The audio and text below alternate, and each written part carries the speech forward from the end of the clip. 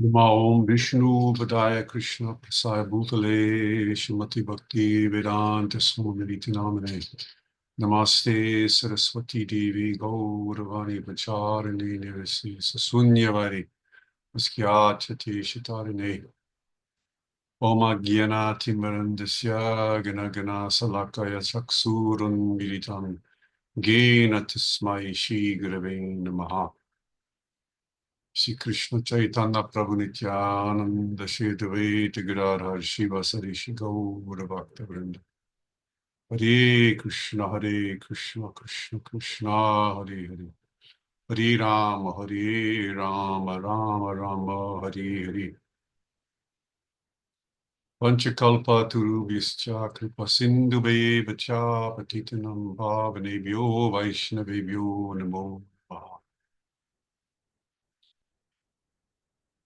So this Krishna consciousness movement, as given to us by Srila Prabhupada, is very heavy because it awakens our relationship with God, Krishna. And it is not like any other movement in this world. It is different. It is unique. And it should be known in that way because Krishna is different.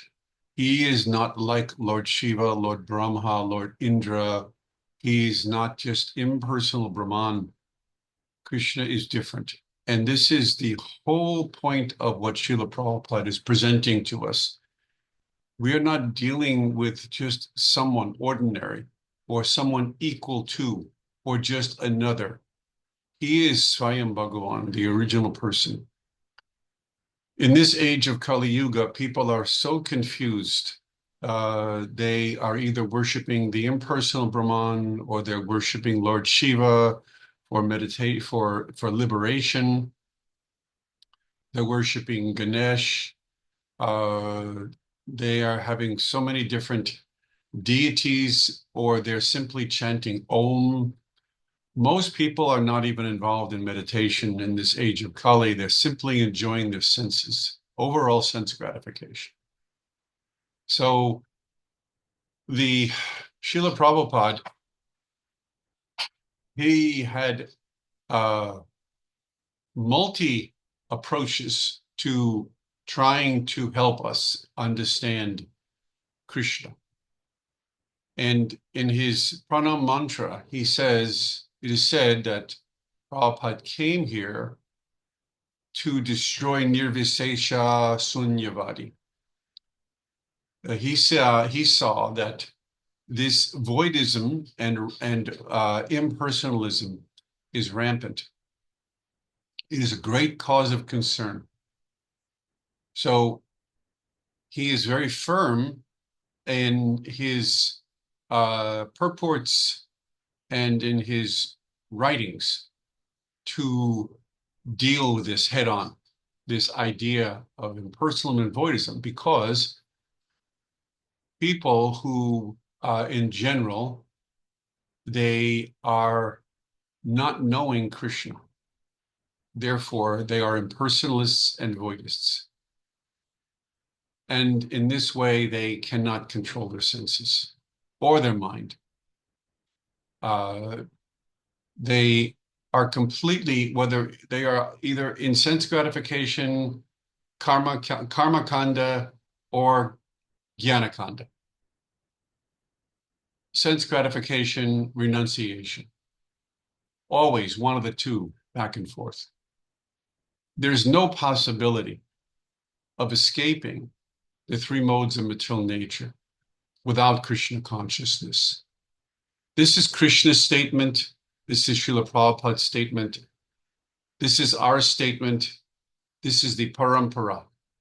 If you want freedom from the modes of material nature, you have to surrender and worship Krishna exclusively, Ananya Bhakti. That's all.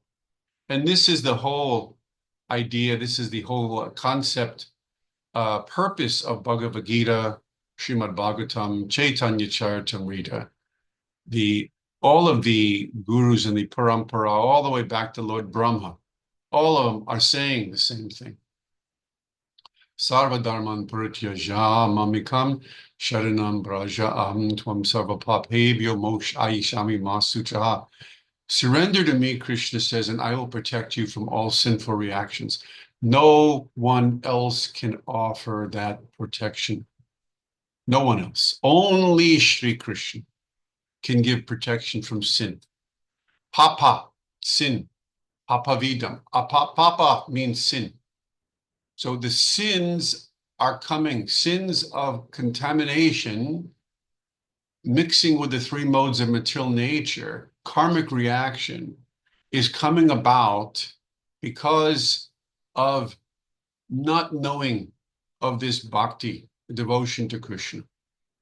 Krishna is above the three modes of nature. He says this in Bhagavad Gita. He's transcendental. He's never infected. And when he descends, he is descending in his original form, as Chaitanya Mahaprabhu did. Their form is never contaminated. We must accept this principle. Krishna has a form, as do we. We cannot be without a form. Form must be there. Material form or spiritual form.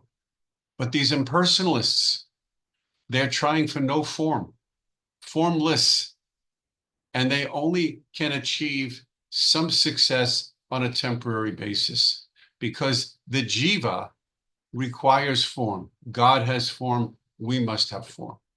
But in the conditioned state, no one likes the material form because the material form is painful, suffering condition. Material form is controlled by time. It is getting old. It is dying. It will be reborn. Time is moving us forward, this body forward, and we cannot even hold on to it because time is moving it against our will into old age, jara, and finally into death. So no one wants this form. They would rather have no form. But no form is also not the answer to the solution that we are looking for. There must be form. This knowledge is not known to the Shankara followers. They do not understand. But this is logic. This is Vaishnav Dharma. The jiva must have form. And this form is either material form or spiritual form, depending on your desire. So the jiva has free will. He is a separated part of Krishna. He says in Bhagavad Gita, Lord Krishna says, separated energy. Mamaivam so jiva loke, jiva bhuta sanatana. The living entity is my separated energy. He is jiva shakti. So in the separated entity, he has will, free will. He can either desire to live separate from me, or he can live separate from me, or he can live with me, Krishna says. Those who live separately, they take birth again and again and again in the material world. And their forms are dependent upon the actions of their free will. So in some cases, they are impious. Therefore, their actions lead them down. And in some cases, the jiva performs pious actions, and his form and his actions lead him up into a better form. Lower form, higher form, lower form, higher form, all depending upon the karma. But then there is devotional service to Krishna. This is his point, Lord Krishna's point in Bhagavad Gita. If you perform devotion to me, yagya vai Vishnu, if you do yagya to Lord Vishnu, in the beginning, Krishna says, I sent forth men, demigods, animals, along with yagya vai Vishnu. Be thou happy by the performance of this yagya, because it will liberate you from all ignorance, and it will allow you to come back home, back to Godhead. And Krishna says in Bhagavad Gita that having surrendered unto me, they do not return. Having gone back, they do not return. to any Brahmana Bhuvala Loke. All these planets up to Brahma's planet are all places of misery and suffering. And once attaining my abode, which is different, the sun is not required in Vaikuntha or Goloka. It is the effulgence of Krishna that illuminates. So having attained that place, Krishna says, when someone does not return, in that place they have spiritual form. In Vaikuntha, everyone has a form that is very similar to Lord Vishnu or Lord Narayan. They have 4 arms, and they are very similar in their form, in their hue, meaning their bodily color, to Lord Narayan. And they have all potencies. This is what is called Vaikuntha liberation. In Goloka, everyone there has a form that is commensurate with their rasa with Krishna. Because Krishna is different than Lord Narayan. Because the relationship that the devotees have with Lord Krishna is not the same as with Lord Narayan. The Leela that Krishna engages in Goloka Vrindavan is unique. It is not like that on any of the Vaikuntha planets.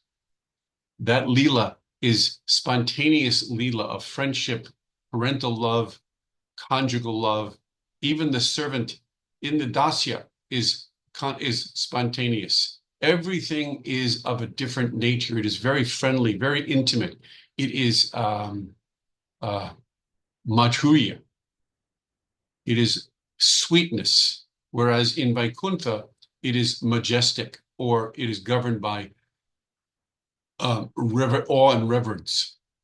So we are devotees of Lord Krishna, and we are aspiring for this sweet relationship because Krishna himself is sweet. All of his leelas are sweet, charming. He has 2 arms, not 4 arms. And he engages in wonderful pastimes. And so we are worshiping Krishna according to what he says in Bhagavad Gita. Ananya bhakti, unalloyed devotion, my unalloyed devotee.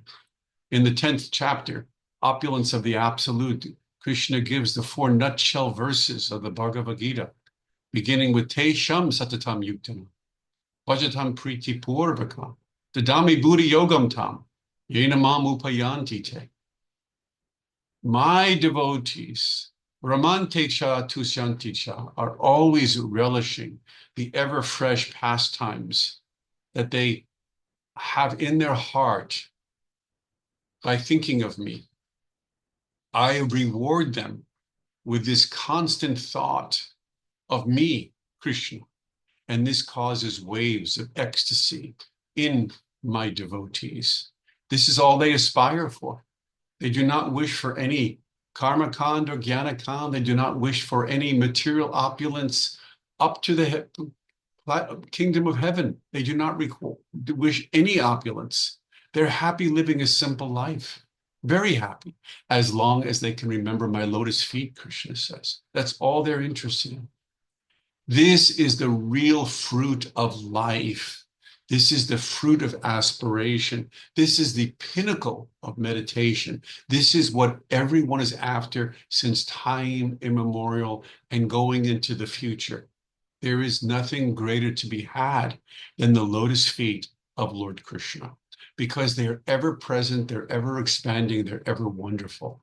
There's no chance of stagnation in Krishna consciousness. It's always dynamic and increasing because the qualities of the Lord have no limit.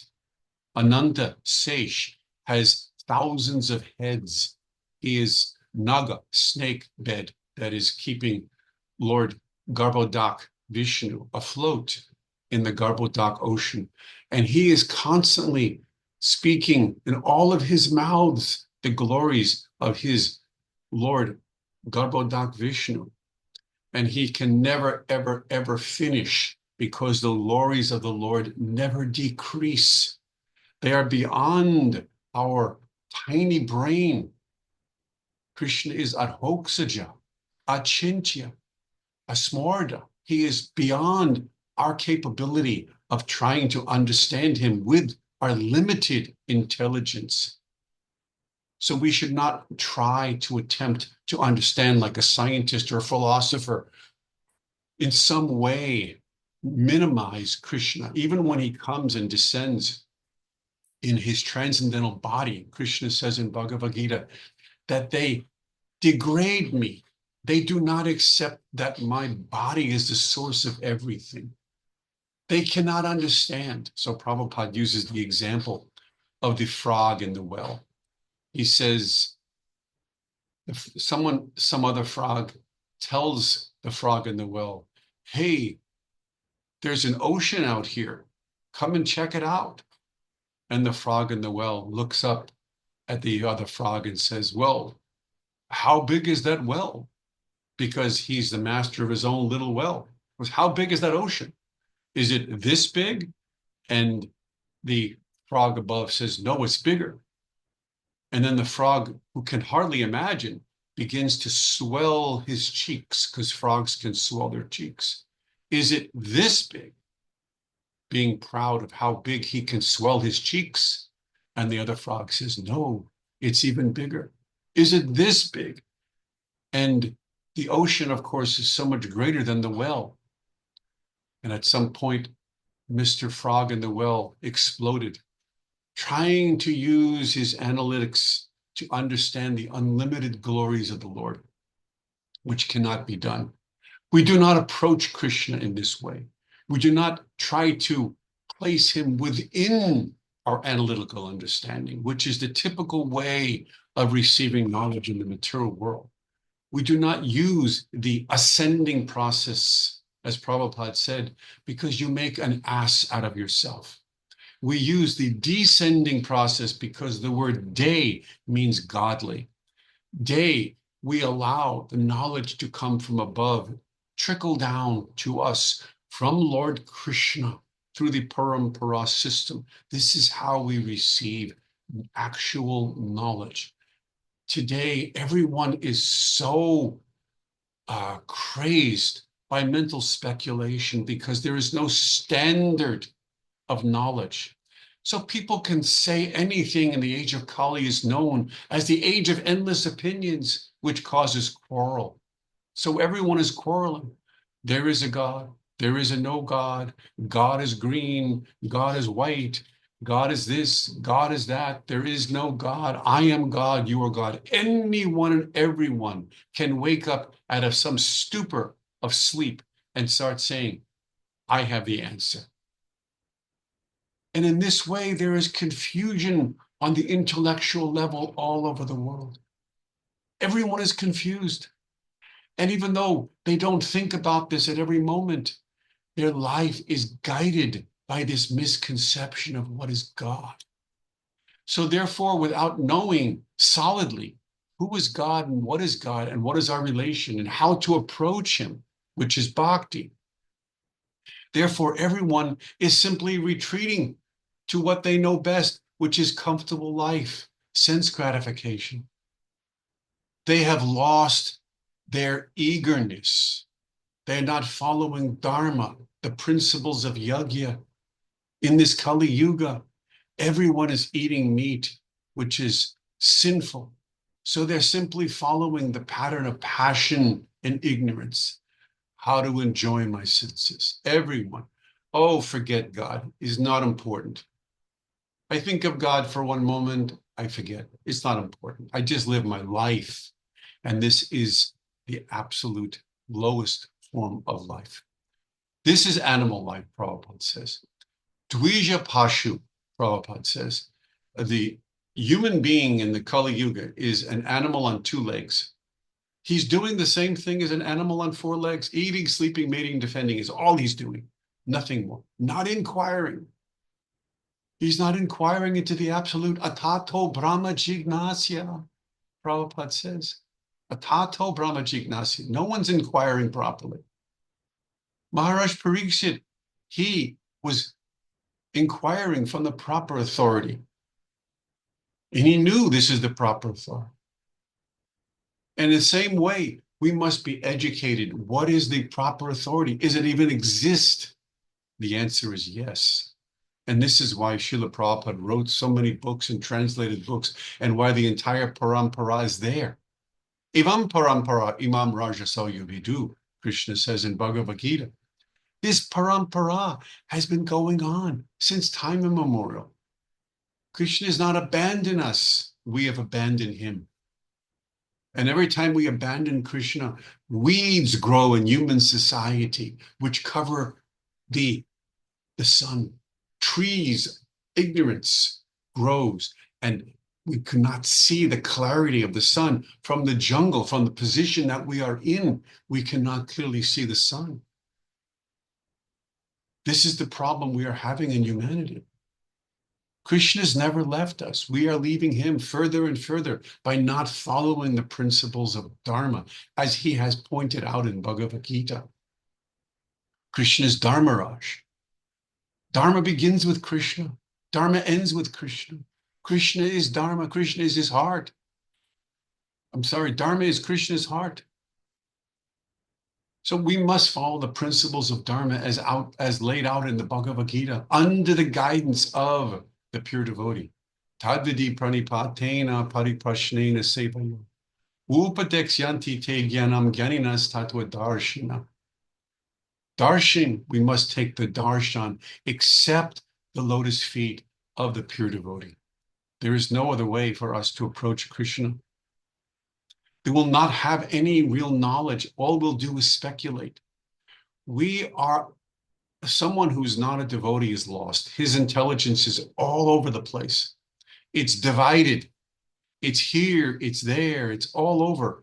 It's impossible to control the mind when the intelligence is many-branched, because that person needs to accept the shelter of the pure devotee.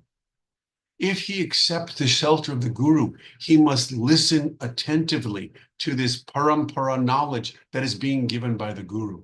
This is the whole thing. You approach in a humble fashion, Krishna says in Bhagavad Gita.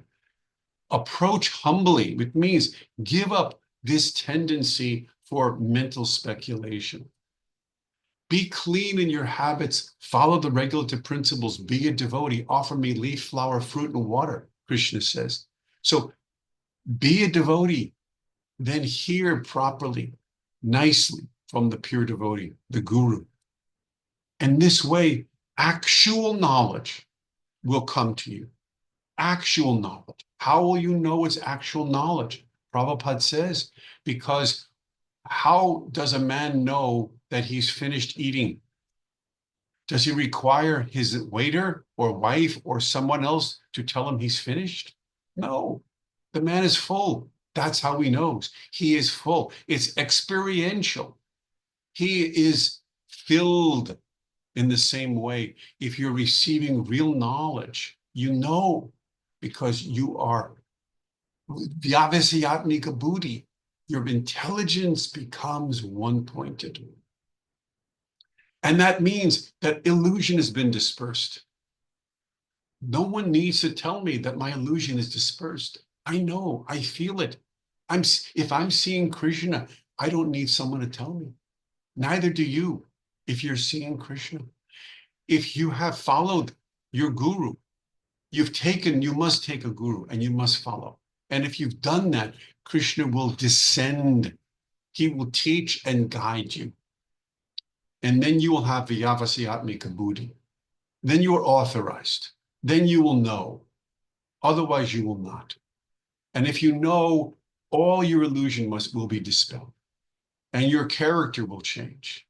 And all of the things that Rupa Goswami says in Nectar of Instruction will be true for you.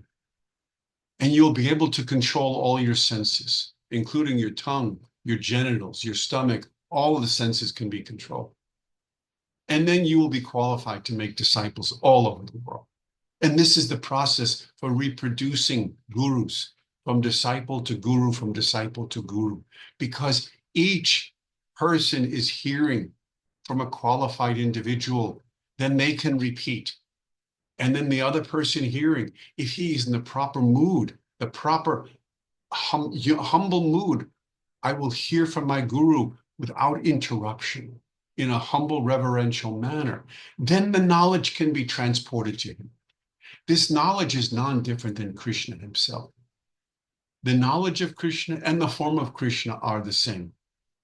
As the knowledge comes in, and as you accept this position of the Lord, if I say Krishna has a transcendental body that is Satchidananda Vigraha, and you do not debate that, but you accept it, then you will see Krishna.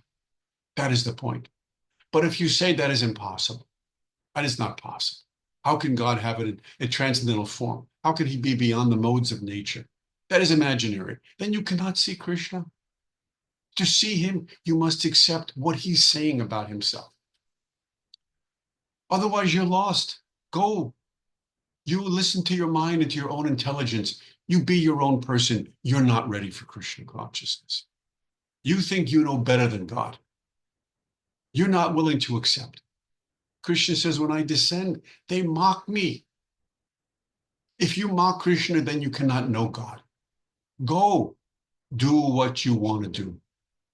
And those, Krishna says, who are like this, they're lost. Krishna says they're lost. I don't say, Krishna says. I am repeating what Krishna says. If you don't want to be lost, then you follow Krishna. You follow. He is giving this knowledge. And those who are fortunate take it. And if you take this knowledge within you, if you are a purified soul, if you take this knowledge, you will have God. We cannot compete with God successfully. If you compete with God, you lose. Krishna is not hiding. He said, here I am. But if you compete with me, you will lose every time, guaranteed. But if you surrender to me and become my worshiper, glorify me, because my qualities are infinite and they're different than yours. They're greater than yours. I am Svamsa, you are Vibhinamsa. Accept that position. Don't be puffed up. Don't be the frog in the well. You are not unlimited beauty. Not every woman is interested in you, but they are in me, Krishna says, because I'm God. That you must accept. If you cannot accept, you're lost. If you think you're some material playboy, or you think you're super wealthy or super intelligent, and you want to glorify your own self and have others glorify you, you'll be lost to me, Krishna says. You cannot have God in your life and think yourself to be something great. In order to have God in your life, you must be humble. You must think yourself lower than the straw on the street. That is the mood. Then you can have Krishna. What is the difference? If you think you are the self-centered God, then you will identify with your body, with all of your heart and your mind. You will identify with your body and you will die. You will be fearful. You will have anxiety, kunta, anxiety all the time. You'll be conditioned life. You'll be living morbid life, very low level, because you'll think that you are this body. No good can come from it. And if you accept Krishna and his glories and his infinite pastimes and his love and his mood and who he is, and if you learn about the Lord, then you become liberated from this tabernacle, from this limitation, from this illusory temporary form I call a bag of potatoes. This is like a bag of potatoes. But we think it's us. All life, this life from youth to middle to old age, previous lives, we're carrying this bag of potatoes because we have not accepted or understood Krishna. And if you, as soon as you understand Krishna and you've accepted him and worship him with your heart, the potatoes are gone. The weight of the potatoes is gone. You become light, airy, liberated from the material conception, from the material atmosphere. You don't live here anymore. Gone. Your footprints of karma here, no more, no more. Finished. No more birth and death, old age and disease for you. You'll not take another birth here if you accept Krishna as a supreme person. No more. It may take time to fully ripen that understanding, that we say.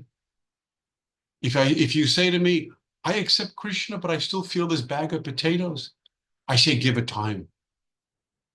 Don't be too hasty. It takes time. How much time, you ask me? It depends upon your sincerity and your enthusiasm, utsaha, how enthusiastic you are to accept Krishna and to worship him. How enthusiastic. If you just moderate or low level enthusiasm, you cannot expect God to just come onto the lotus of your heart. It takes time to cultivate this knowledge, which is called bhakti. So we are trying to increase the fire of our devotion, and that is why we have sadhu sangha. The sadhu sangha gives us energy to increase this devotion together. All of us are on the same side. The Vaishnavas, we should see ourselves, all of us, on the same side, to give each other inspiration, hope, energy to perform bhakti. We all come together to cook in Krishna's kitchen, to dance in Krishna's kirtan, to dress the deity, to encourage one another. We are community. And this way, the world slowly can see this action of the Vaishnav community and grow it and grow it. And energy can grow. Yagya Vishnu, it can grow. There's no limit. It can have it because there's no limit to the energy of Krishna. So we can grow this energy within ourselves.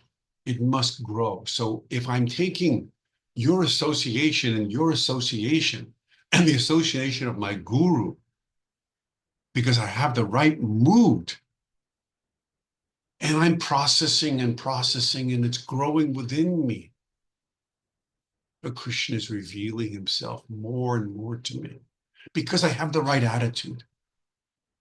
I'm doing the right things. I'm offering my food. I'm observing holidays. I'm chanting my rounds. I'm following the regulative principles.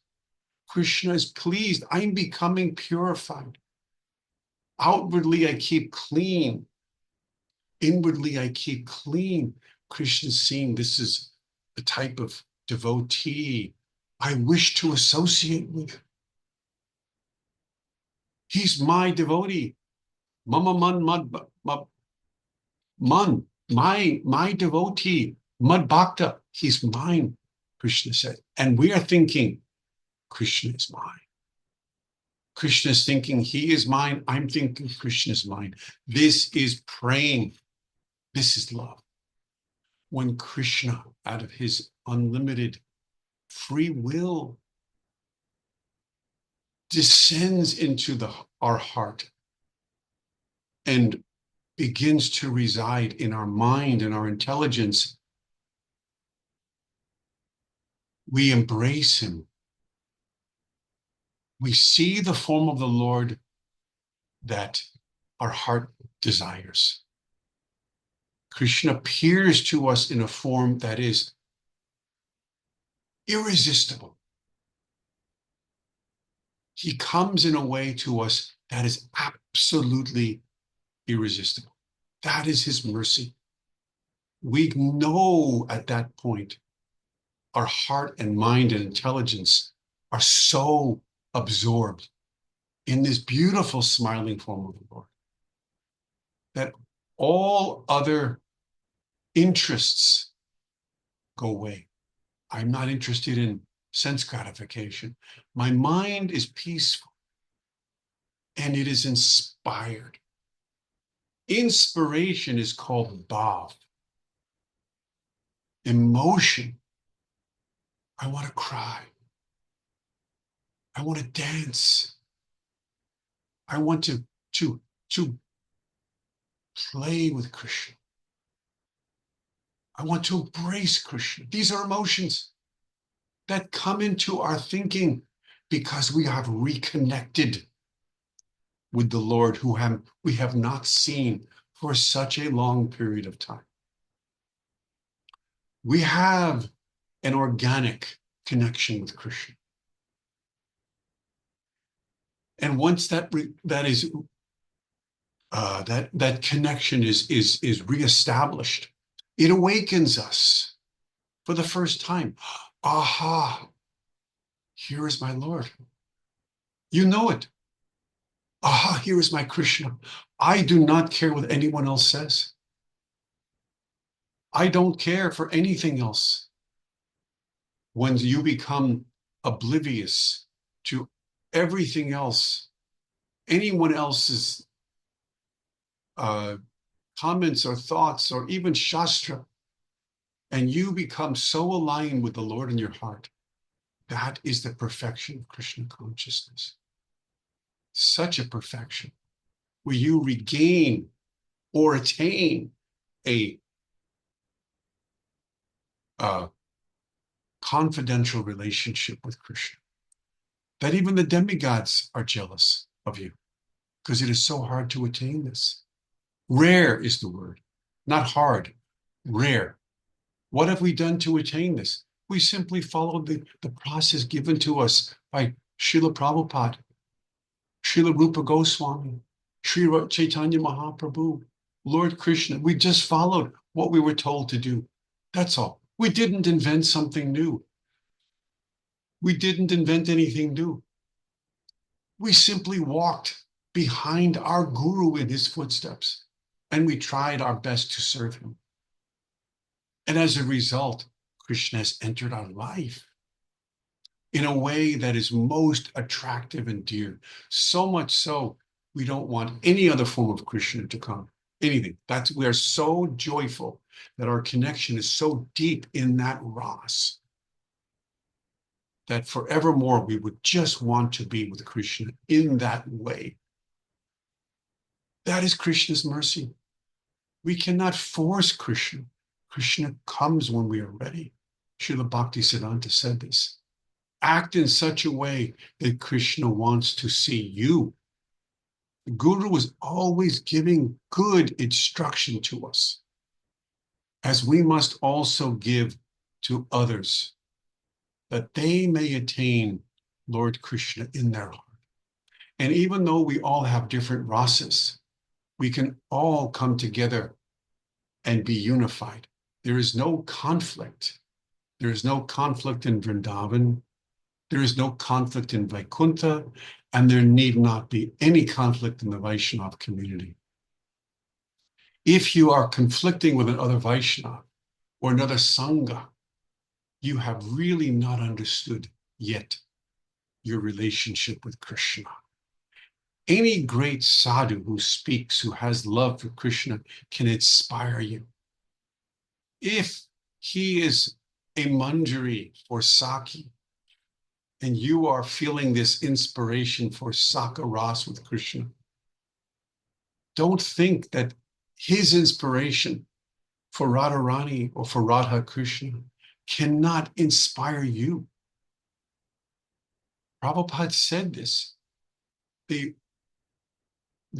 Gopi Bhav, the highest Ras, Madhurya Ras, that Lord Chaitanya gave, that he exhibited, will nourish all rasas, because what is contained in the Gopi Bhav are all the moods.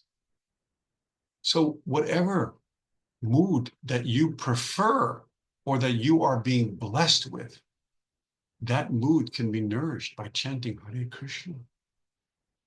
Hare Krishna is Radha and Krishna and their pastimes. This is the conclusion, the siddhanta of our Gaudiya Vaishnava process. We chant Hare Krishna, but whatever ras that you are inclined to is included within that Hare Krishna mantra. So our goal is to connect with Lord Krishna and have the Lord sitting on the lotus of our heart and being gifted with continual remembrance of him. And whenever we are in difficulty, or whenever we feel a little lost, that we can remember Krishna in our particular Ras, and immediately we will find direction and shelter and and joy and freedom from doubt and freedom from illusion. Krishna is the shelter for the Vaishnava. He wishes to be the shelter for everyone. He is the proper shelter for all.